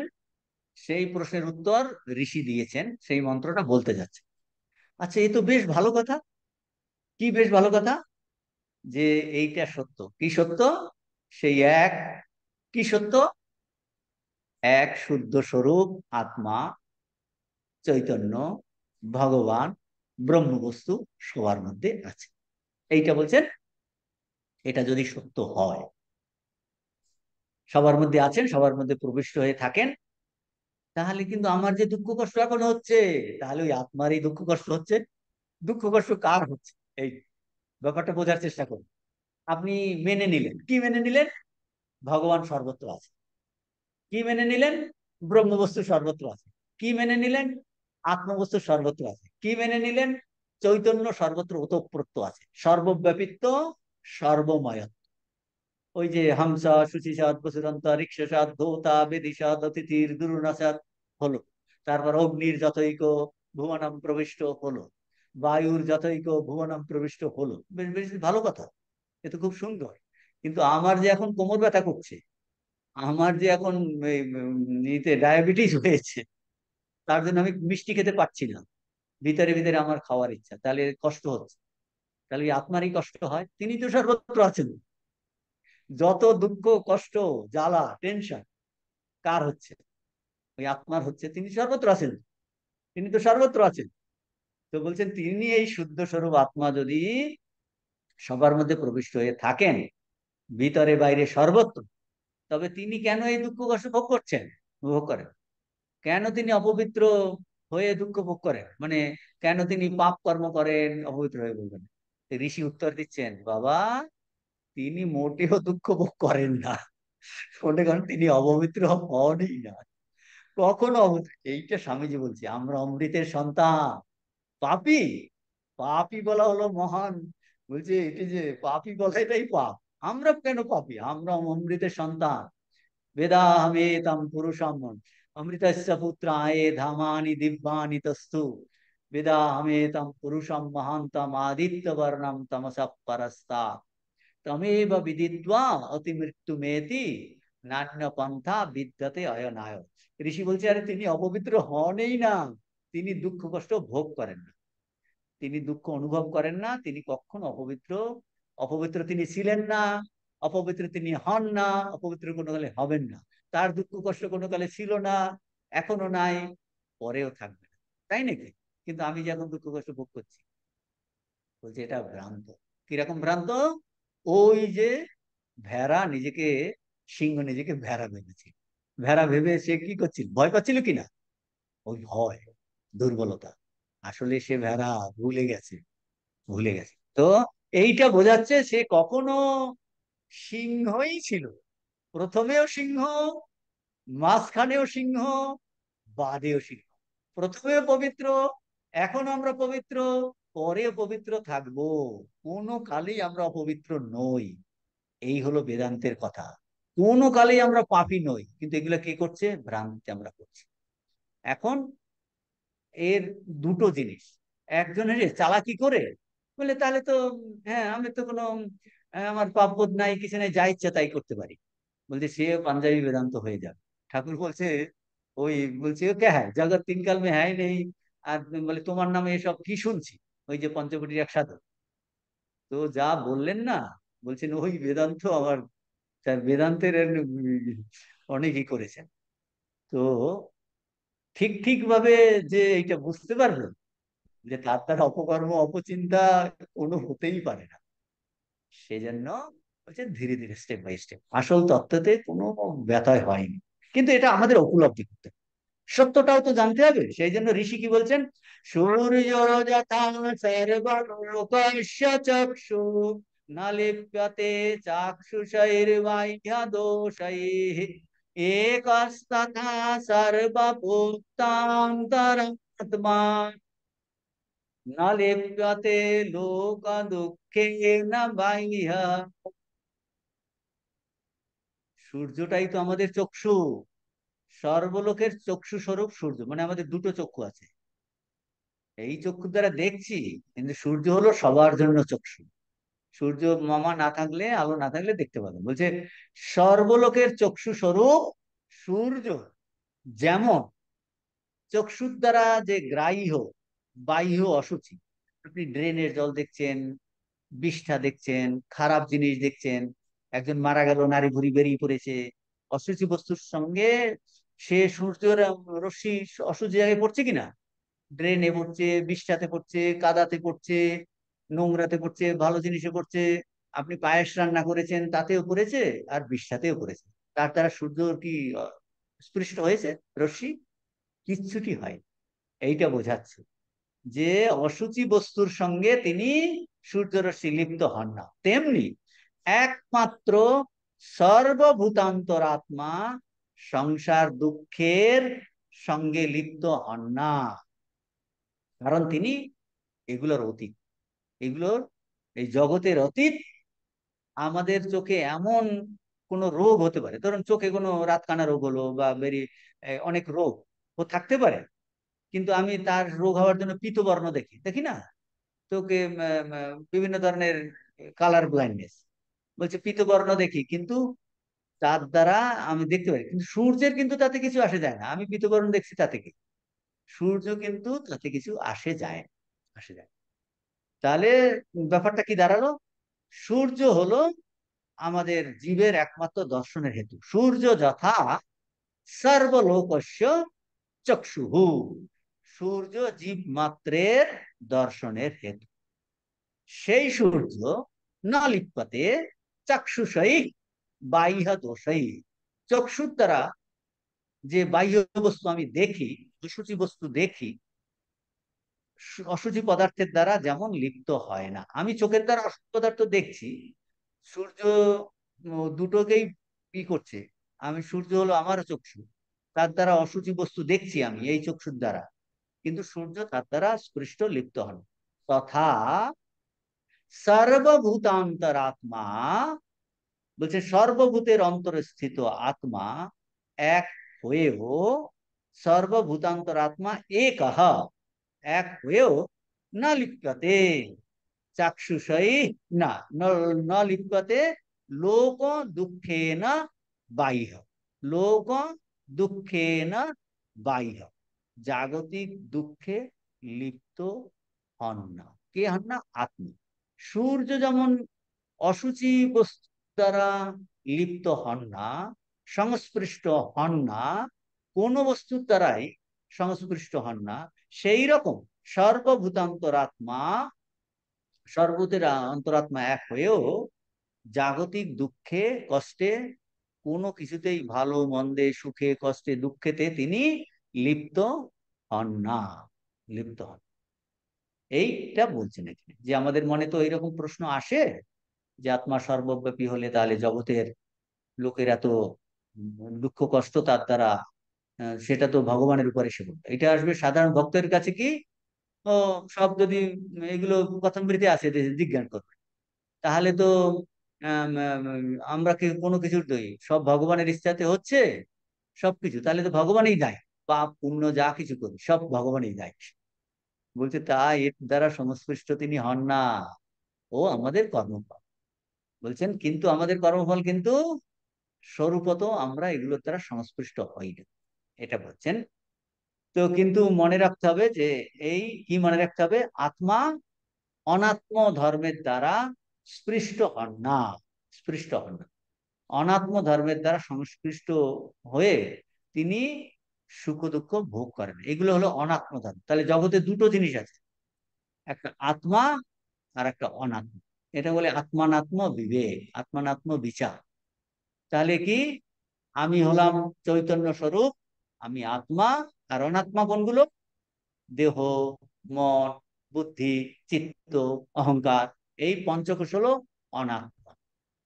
তাহলে আত্মা আর অনাত্মা, তাহলে এইগুলোর দেহের ধর্ম কি? দেহের হলো জন্ম মৃত্যু। প্রাণের ধর্ম কি? ক্ষুধা তৃষ্ণা। মনের ধর্ম কি? শোক মোহ। শোক মোহ। তাহলে তিনি এই জন্ম মৃত্যু, ক্ষুধা তৃষ্ণা, শোক মোহ, এইগুলির দ্বারা তিনি অসংস্পৃষ্ট। এইগুলো হলো কিসের ধর্ম? অনাত্ম ধর্ম। অনাত্ম ধর্মের দ্বারা আত্মা সংস্পৃষ্ট হন না। আমার প্রকৃত স্বরূপ হলো আত্মা চৈতন্য স্বরূপ, তিনি জড়ের ধর্মের দ্বারা সংস্পৃষ্ট হন না। অর্থাৎ সুখ দুঃখাদি তাকে স্পর্শ করতে পারবে। সুখ দুঃখাদি ধর্ম হলো অনাত্ম ধর্ম। এই যে সুখ দুঃখাদি, আমরা যে সুখ দুঃখ ভোগ করছি না, বলছি এটা হলো অনাত্ম ধর্ম, এটা আত্মার ধর্ম নয়। ওই অনাত্ম ধর্ম বলছে সুখ দুঃখাদি তাকে স্পর্শ করতে পারে না। তাহলে সুখ দুঃখ স্পর্শ করতে কি করে আমরা সুখ দুঃখ অনুভব করি? বলে তিনি প্রকাশ করে দেন। কিরকম? সূর্য যেমন ভালো জিনিসকেও প্রকাশ করে, খারাপ জিনিসকেও প্রকাশ করে, সেই রকম তার আলোতে, সেই চৈতন্যের আলোতে আমাদের সমস্ত কিছুই প্রকাশিত হয়। সুখও প্রকাশিত হয়, দুঃখ প্রকাশিত হয়, কিন্তু আসলে তিনি সুখ দুঃখের বাইরে। এইটা বোঝাচ্ছে যে আত্মা চৈতন্য রূপে সকল বস্তুকে কি করেন? প্রকাশিত করছেন। আমরা এখন জ্ঞান যোগের ক্লাস শ্রবণ করছি কিনা? আমরা এখন জ্ঞান যোগের ক্লাস শ্রবণ করে বোঝার চেষ্টা করছি। বলছে ওই তিনি প্রকাশ করে দিচ্ছেন ওই বুদ্ধি, আমরা বলছি বুদ্ধি দিয়ে বোঝার চেষ্টা, বুদ্ধিকে তিনি বলছে তিনি পিছনে চৈতন্য রূপে আছেন বলে আপনার এখন জ্ঞান যোগের এইগুলো আপনি বোঝার চেষ্টা করছি, আমরা বলার চেষ্টা করছি, বোঝার চেষ্টা করছি। বলে ওই চৈতন্যই সব প্রকাশ করছে। আপনি এখানে নিশ্চয়ই কোনো সিনেমার গল্প শুনছেন না, আপনি এখানে কোনো ডিটেকটিভ নভেলের কোনো কাহিনী শুনছেন না। আমি বলি না, আমরা স্বামীজির জ্ঞান যোগের লেকচার কঠোপনিষদের উপর, সেটা আমি শ্রবণ করছি। এই যে প্রকাশ করে কে দিচ্ছেন? ওই পিছনে চৈতন্যই প্রকাশ করছেন। কিন্তু বলছে তিনি সব সবকিছু প্রকাশ, চৈতন্য রূপে সকল বস্তুকে প্রকাশিত করলেও বস্তু ধর্মের দ্বারা তিনি স্পৃষ্ট হচ্ছেন না। বস্তু অসঙ্গ চৈতন্য স্বরূপ আত্মা, তাতে কর্তৃত্ব ভর্তৃত্ব জনিত দুঃখে লিপ্ত হন। উনি আমাকে প্রশ্ন করছেন, ধরুন মহারাজ এটা বুঝতে পারলাম না, আপনি তো এটা ব্যাখ্যা করেননি। বলছেন এই না বোঝারও যে একটা আমার কষ্ট হচ্ছে, বলছে এর দ্বারা আপনার প্রকৃত স্বরূপ অসংস্পৃষ্ট। এটা কি? বলে এটা জড়ের ধর্ম, বুদ্ধির ধর্ম, বুদ্ধির ধর্ম। কিন্তু এই বুদ্ধি, বুদ্ধি কিন্তু বোঝার চেষ্টা করছে, আবার বুদ্ধি বলতে বুঝতে পারছি না। বলছে এই দুটোই প্রকাশ করছেন তিনি। বোঝা না বোঝা, না বোঝাটাও একটা বোঝা। না মহারাজ এইটা তো ভালো বুঝতে পারলাম না, এইটা তো আপনি বুঝতে পেরেছেন যে আমি ভালো বুঝতে পারলাম না, এইটা আপনি কিন্তু বুঝতে পেরেছেন যে আমি ভালো বুঝতে পারছি না, সেইটা কিন্তু বুঝেছেন। বলছে তার মানে কি, ওই আত্মা এগুলো প্রকাশ করছে। বুঝতে পারছেন? একদম সূক্ষ্মতে চলে যাচ্ছে। যা কিছু সব ওই আত্ম চৈতন্যের দ্বারা আলোকিত হয়ে যাচ্ছে, কিন্তু এইগুলোর দ্বারা তিনি অসংশ্লিষ্ট থাকেন, এইটা বোঝাচ্ছে গানটা।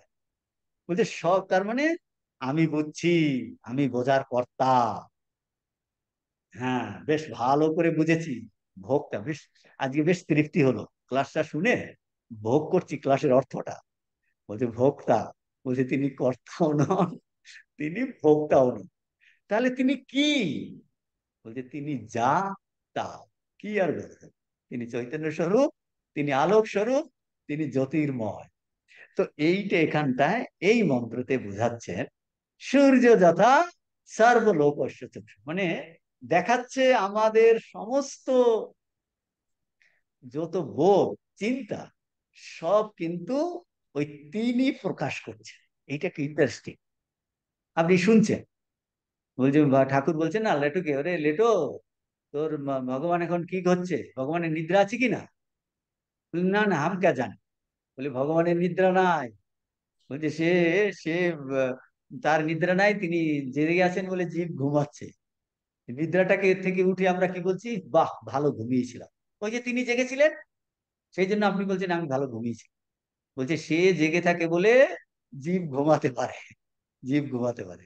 তো বলছেন তার কিন্তু নিদ্রা নাই। অতন্দ্রিত তন্দ্রা তন্দ্রা তার নাই। আমরা ক্লাস শুনতে গিয়ে আমাদের তন্দ্রা আছে, কেউ কেউ ঘুমিয়ে পড়ছে, তন্দ্রার মতো আসে। এগুলো কঠিন তত্ত্ব, তো বুঝতে পারছেন তো। ড্রাই মনে হচ্ছে তিনি এতে একদম কাঠখোট্টা তত্ত্ব, কাঠখোট্টা না, এটা আমাদের স্বরূপ, এই আনন্দ স্বরূপ। এইটা এত আনন্দ না, সেই আনন্দ আমরা নিতে একটু করছি, কুণ্ঠাবোধ করছি। ঋষি বারবার এক কথা পই পই করে করে করে করে বলছে, তুমি তোমার নিজের স্বরূপের আনন্দটা বোঝো, চেষ্টা করো, তুমি এটাকে বিরক্তি প্রকাশ করো না, তুমি এইটাতেই আনন্দ পাবে। প্রথমে একটু কাঠখোট্টা মনে হয়, তারপরে করতে করতে করতে করতে সেটা থেকে আনন্দ আসে। আনন্দ ভিতর থেকেই আনন্দ আসে, ভিতর থেকেই আসে। তো এইটার কথা বলেন। এরপরে স্বামীজি আরো পরপর দুটো মন্ত্র উল্লেখ করছেন। তারে সূর্য যথা সর্বলোকস্য চক্ষু। এর থেকে কোনো প্রশ্ন আছে? অনেকগুলো মন্ত্র করলাম। হংস শুচিসাৎ, অগ্নির যথৈক, বায়ুর যথৈক, আর সূর্য যথা সর্বলোকস্য চক্ষু। কোনো প্রশ্ন এই থেকে? পরেরটাতে চলে যাচ্ছে। একটা প্রশ্ন মহারাজ, আপনি যেটা বলছেন যে জড় বস্তুর মধ্যেও কি করে চৈতন্য, মহারাজ ঘটি বাটি সবগুলো কি করে চৈতন্য? আপনি সব সবই যদি চৈতন্য হয়, তাহলে যেগুলো জড় পদার্থ ওগুলো কি করে চৈতন্যের প্রকাশ? জড় তো নাই, সেইটাই বলবে। জড় কোথায় দেখছো? ঠাকুর তো জড় দেখছেন না, আমরা ভ্রান্তিতে জড় দেখছি। সেটা আমাদের ভ্রান্ত অবস্থা, অজ্ঞান অবস্থা। বলুন, আর কে দাঁড়িয়ে আছেন, বলুন, প্রশ্ন এই যে করুন। বলছেন যে আপনি বললেন সর্বত্র তাহাকে দর্শন করাই প্রকৃত সুখবাদ, তাকে হ্যাঁ, কিভাবে কি রূপে দর্শন করব? হ্যাঁ, বলুন আবার। যে আপনি এখানে আছে আমাদের সর্বত্র হ্যাঁ, তাহাকে দর্শন করাই প্রকৃত সুখবাদ, প্রকৃত সুখবত। এই তাকে কি রূপে দর্শন করব সর্বত্র? কি রূপে দর্শন করব? এ তো হ্যাঁ। একদম এইটার এই দেখুন 142 কথাতেই কি করি এই তত্ত্ব জানিতে পারিব, ওই প্রশ্ন স্বামীজি তুলেছেন কিন্তু, বুঝতে পারছেন কিনা? ওই প্রশ্ন, কি করিয়া এই তত্ত্ব জানিতে পারিব সর্বত্র, তখন বলছেন ওই একই আসবে। আমরা বারবার শুনে শুনে শুনে শুনে আমাদের দর্শন করার জন্য যন্ত্র আমাদের হাতে কি আছে? যন্ত্র আছে একমাত্র, দর্শন মানে এখানে উপলব্ধি। উপলব্ধি, উপলব্ধির যন্ত্র হলো আমাদের মন। আর এগুলো হলো বাহ্য কর্ম। মনটা হলো অন্তঃকরণ, ওর কাছাকাছি। এই মনটাকেই এখন মেরামত করতে হবে। মনটা আসলে না, এখন মনটা, আপনি ঘরে আপনার বাড়িতে বাড়িটারি মেনটেনেন্স করেন কিনা, গাড়ি ঘোড়া মেনটেনেন্স করেন কিনা, শরীরের মেনটেনেন্স করেন কিনা? শরীর, আপনি চশমা নিয়েছেন, তার মানে মেনটেনেন্স করছেন। যেমন আমরা হাত পা শরীর প্রত্যেকটা অঙ্গ প্রত্যঙ্গের মেনটেনেন্স করি, ভালো করে সাবান মাখি, করি, তারপর সোনো পাউডার আলকাতরা, তারপরে ভালো খাবার দাবার খাচ্ছি শরীরটাকে ঠিক রাখার জন্য, তারপরে ইনজেকশন নিচ্ছি, কত কিছু করছি। সব কিসের জন্য? Maintenance of the body. ইন্দ্রিয় করি কিনা, যে যাতে শরীরটা সুস্থ সবল থাকে। সেই রকম মনেরও একটা মেনটেনেন্স আছে। মনটাও তো, শরীর যেমন রোগ হয়, মনেরও রোগ হয়। মনের রোগ সে সবার অভিজ্ঞতা আছে, প্রত্যেকেরই মনের রোগ। বলছি ওটাও রিপেয়ার করাতে হবে। মনটা রিপেয়ার করার জন্য উপনিষদ ঋষির কাছে আসতে হবে। স্বামী যেই মনটাকে রিপেয়ারের কথা বলেছেন, স্বামীজি বলেছেন মানে কি, ঋষিরা বলেছে। বলছে মনটা এখন দুর্বল, বকাটে, বহুত্ব দেখছে, চালাকি করছে, বাটপারি করছে, সে ফাঁকি দিচ্ছে। সকালবেলা গুরুর মন্ত্র নিয়েছে, কিন্তু ঠিক ঠিক ভাবে, মানে না না, দরকার নেই, কবে নিয়েছি আবার কি এক মন্ত্র বারবার কি জপ করবো, হয়েছে অনেক জপ করেছি, কিছু হলো না, কিছু ছেড়ে দাও, আমি এখন ঘুমিয়ে পড়ি। মানে মনটা সব সময় ফাঁকি দেওয়ার চেষ্টা করে, এইটাই ওর রোগ। তাহলে কি করে এটাকে দর্শন উপলব্ধি করব? ওই যে বকাটে মন, চালাক মন, দুর্বল মন, যে মনটা সবসময় ফুসলায়, সে মনটা সবসময় আমাকে তামসের দিকে নিয়ে যায়, রজসে নিয়ে যায়, সেই মনটাকে রিপেয়ার করাতে বলছে। কি রিপেয়ার? সত্য গুণটাকে অর্জন করতে বলছে। মনেই তিনটে গুণের মধ্যে আছে, সত্য রজস তমস। তা এখন মনে যাতে সত্য গুণের আধিক্য হয়, সেইটা প্রথমে করতে হবে। তাহলে সত্য গুণের আধিক্য একবারে হবে না, প্রথমে তমটাকে তাড়াতে হবে। এই ধীরে ধীরে শীতকাল আসছে, সকালবেলা রাত 12টায় ঘুমাচ্ছেন, রাত উঠতে উঠতে 8টা হয়ে গেল, একদম সূর্যালোক 8টা, অনেকে তো 8টায় না, 9টা, 10টা, এইরকম করে ওঠে।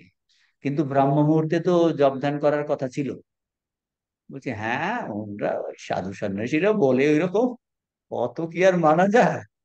তার মানে কি, আমি অলসটাকে প্রাধান্য দিচ্ছি, এটাকে প্রাধান্য দিচ্ছি না। কিন্তু সত্য বস্তুটা জানতে গেলে, চরম তত্ত্ব জানতে গেলে আপনাকে তামসটা দূর করতে হবে, আপনাকে রজসটা দূর করতে হবে স্টেপ বাই স্টেপ। এটাকে বলছে মনটা দুর্বল। দুর্বল মনকে রিপেয়ার করা যায়। ইনভার্টার, ইনভার্টারে যেমন আপনাদের ই ভালো জল দিতে হয় না, ধীরে ধীরে, তা নাইলে তো আলো দেবে না। সেই রকম দুর্বল মনকে রিপেয়ার করাতে হয়, সবল করতে হয়। সবলের জন্য সৎ চিন্তা, পবিত্র চিন্তা, অকপট চিন্তা, ঋষিরা যারা সৎ পবিত্র অকপট, তাদের চিন্তাধারা নিয়ে কালচার, এইটা করতে করতে, সৎসঙ্গ, সৎ আলোচনা, সৎ চিন্তা করতে করতে করতে করতে করতে করতে, জপ ধ্যান করতে করতে, নিঃস্বার্থপরায়ণ হতে হতে, সত্য কথা বলতে বলতে মনের রিপেয়ার হয়। রিপেয়ার করতে করতে করতে করতে মনটা ধীরে ধীরে চাঞ্চল্যতা দূর হয়। চাঞ্চল্যটা দূর হয় মানে বাসনাটা কমে যায়। বাসনা কমলেই চাঞ্চল্য দূর হয়। করতে করতে ধীরে ধীরে, এটা একটা প্রসেস, একদিনে হঠাৎ করে হয় না। হঠাৎ করে সর্দিতেই কতদিন কেটে যায়, সর্দি সারতে, এই সারতে কত রোগ, কত বছর ধরে ওষুধ খেতে বলে, হোল লাইফ ওষুধ খেতে বলে। আর এইরকম একটা তত্ত্ব আমরা অনুভব করবো, তার চেষ্টা করতে হবে না। একদিন দুদিন ক্লাস করেই, একদিন দুদিন 108 জব করলেই হয়ে যাবে। মনটা রিপেয়ার করতে করতেই জীবন কেটে যায়, জীবনের পর জীবন কেটে যায়। তাহলে এটা বলছেন, মন যেটা এত ভ্রান্ত দুর্বল, বিভিন্ন দিকে যায়, এই মনটা সবল করা।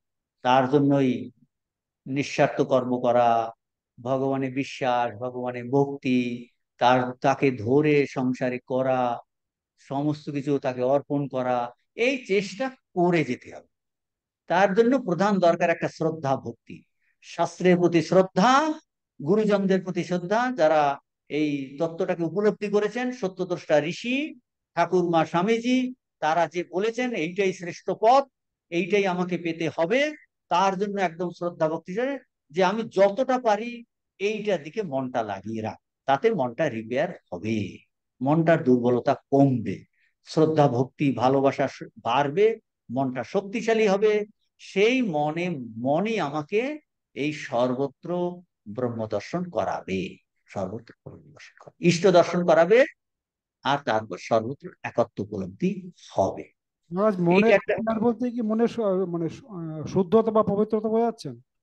হ্যাঁ বলুন। মনের রিপেয়ার করা মানে কি মনের শুদ্ধতা বা পবিত্রতা একই তো? হ্যাঁ, মনের শুদ্ধতা। আর শুদ্ধতা কথার অর্থ হতো কি, রাগ দেশ কমে যাবে। শুদ্ধ বুদ্ধি বা মন কি, রাগ আর দেশ কমবে। আর মনের চাঞ্চল্য কি করে কমবে, আননেসারি বাসনাগুলো কমে যাবে। যে ভগবান এই সত্য, এইটা যদি ঠিক হয়, আমার শ্রদ্ধা ভক্তি হয়, তাহলে উল্টো পাল্টা বাসনা, আমার জীবন রক্ষার জন্য আমি যেগুলো জিনিস দরকার নেব, তার মানে বাসনাও কমবে, চাঞ্চল্যটা দূর হবে, রাগ দেশ কমবে। রাগ দেশ কমা মানে মন শুদ্ধ হচ্ছে, মন শুদ্ধ হচ্ছে, মন শক্তিশালী হচ্ছে। মানে বোঝা যাচ্ছে মনের রিপেয়ার হচ্ছে, মনের রিপেয়ার হচ্ছে। দুর্বল মন ধীরে ধীরে শক্তিশালী হচ্ছে। তার জন্যই ঋষিরা আমাদের এই বিভিন্ন ভাবে বিভিন্ন পথের কথা বলেছেন। এটা বিভিন্ন ভাবে হতে পারে, কর্মযোগের মাধ্যমে হতে পারে, এই জ্ঞান যোগের চর্চার মাধ্যমে হতে পারে, বিচারের মাধ্যমে হতে পারে, ধ্যান যোগের মাধ্যমে হতে পারে, আর ভক্তি যোগের মাধ্যমে হতে পারে। আর এবার স্বামীজি বলছেন আলাদা আলাদা না করে 4টে যোগের সমন্বয় করো, কর্মযোগ, ভক্তিযোগ, ধ্যান যোগ বা রাজযোগ, আর এই জ্ঞান যোগ, এই সবগুলোর মাধ্যমে করো। এটার মাধ্যমে মনটাকে, দুর্বল মনকে রিপেয়ার করো। এই মনেই তোমাকে এই উপলব্ধি দেবে, এই একাত্ম অনুভূতি দেবে। কিন্তু ব্যাকগ্রাউন্ডে কি আছে, শ্রদ্ধা। কিসের প্রতি, ঋষিদের প্রতি, এই শাস্ত্রের প্রতি। ঠাকুরমা, স্বামীজি, তারাই এই সত্য উপলব্ধি করেছেন। তারা এটা বর্তমান যুগের জন্য আরো সহজ সরল ভাবে আমাদের বলে গেছেন। তার প্রতি আমাদের শ্রদ্ধা ভক্তি, তাকে প্রাণ খুলে ডাকা, তাকে বলা, এগুলো সব ওই মন রিপেয়ারের প্রসেসের মধ্যেই পড়ে। মনটা তৈরি করতেই জীবন লেগে যায়, বুঝতে পারছেন তো? এই ক্লাস ক্লাস আমাদের আলোচনা, চ্যান্টিং, সব ওই মনটাকে শুদ্ধ করার একটা প্রক্রিয়া। মনটা মানে এটাকে বলে চিত্ত শুদ্ধি। শাস্ত্রের মাধ্যমে হয়, নিষ্কাম কর্মযোগের মাধ্যমে হয়, জপ ধ্যানের মাধ্যমে হয়, প্রার্থনার মাধ্যমে হয়, কেঁদে কেটে হয়।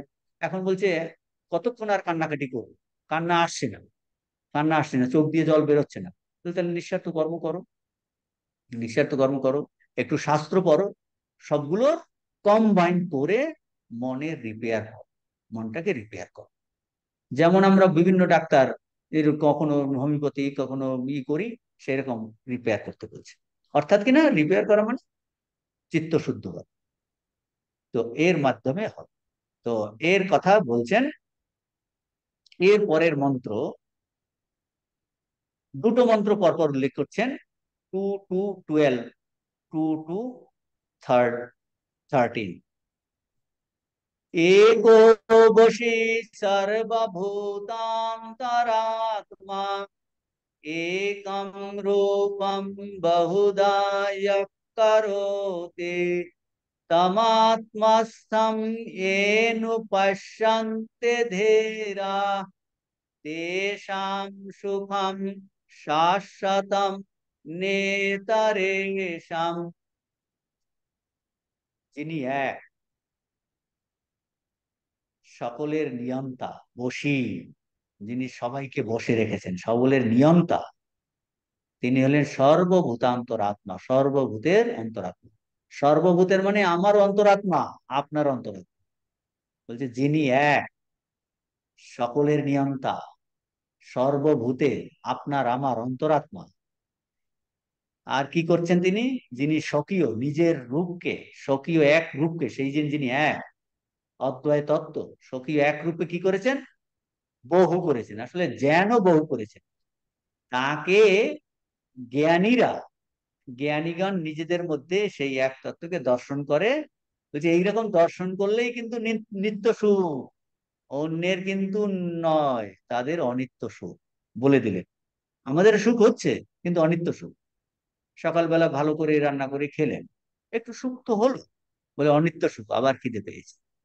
বলছে কার অ্যাকচুয়ালি নিত্য সুখ? বলছে যিনি এক, সকলের নিয়ন্তা, সর্বভূতের অন্তরাত্মা, জ্ঞানীগণ নিজেদের মধ্যে যিনি তাকে দেখেন, বলছে তারই কিন্তু নিত্য সুখ। এর মধ্যে এই শব্দটা দেখুন, বশী, এক, বশী। বশী মানে যিনি সমস্তকে নিজের বশে রেখেছেন, বশী। আর নিজের বশে রেখেছেন মানে এটার অর্থ কি?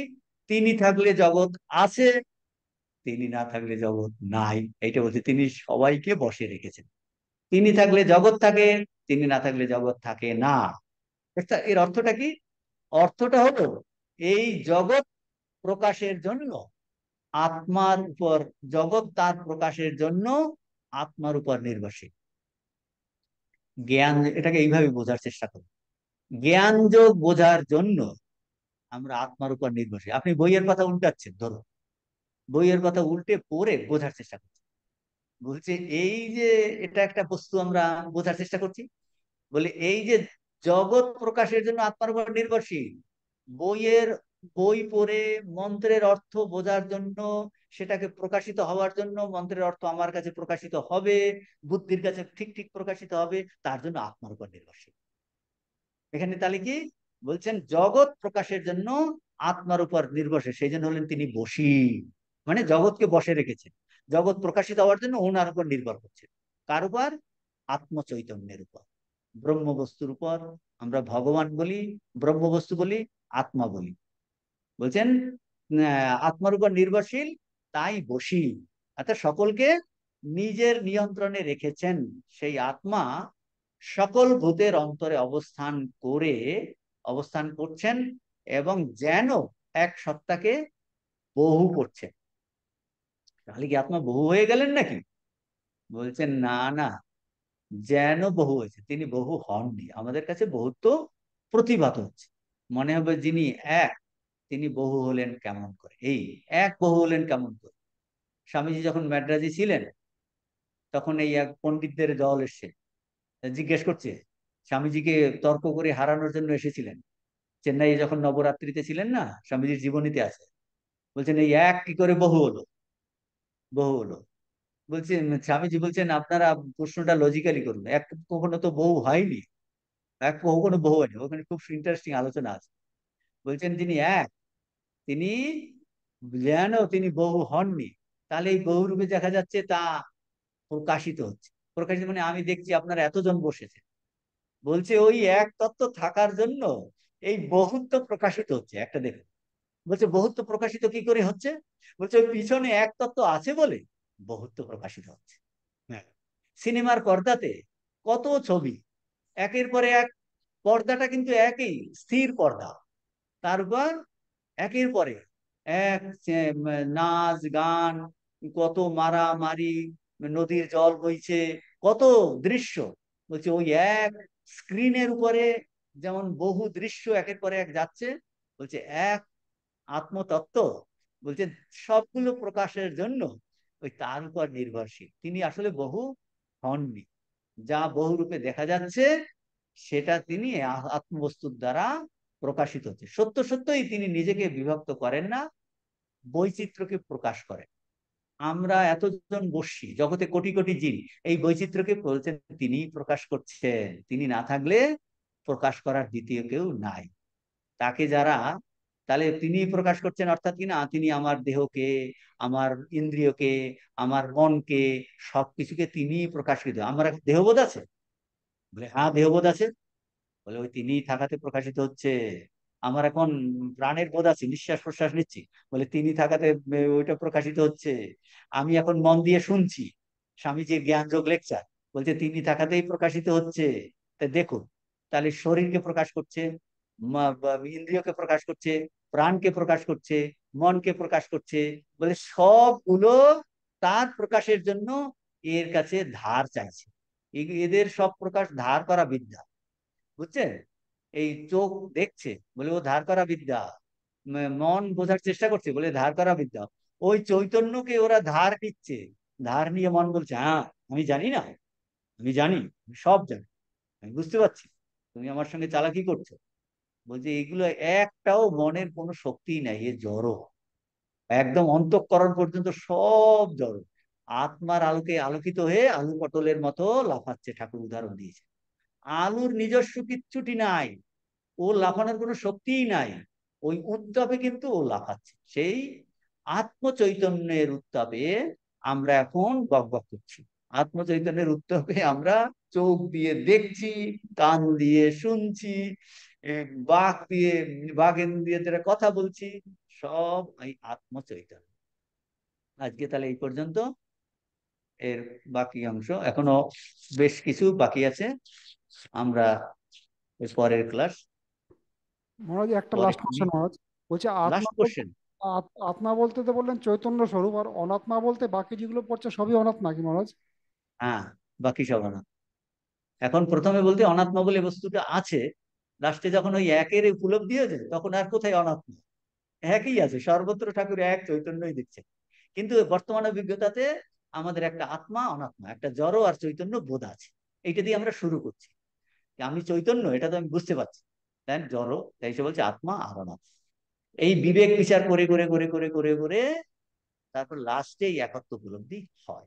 মহারাজ তাহলে প্রাণটাও আজকে কি এখানে শেষ। অনাত্মা? প্রাণটাও কি আত্মা, অনাত্মা? প্রাণ?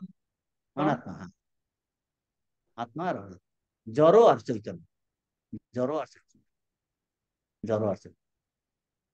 আজকে তাহলে এখানে শেষ করছি। ওম শান্তি শান্তি শান্তি, হরে ওম তৎসৎ। শ্রী রামকৃষ্ণার্পণমস্তু।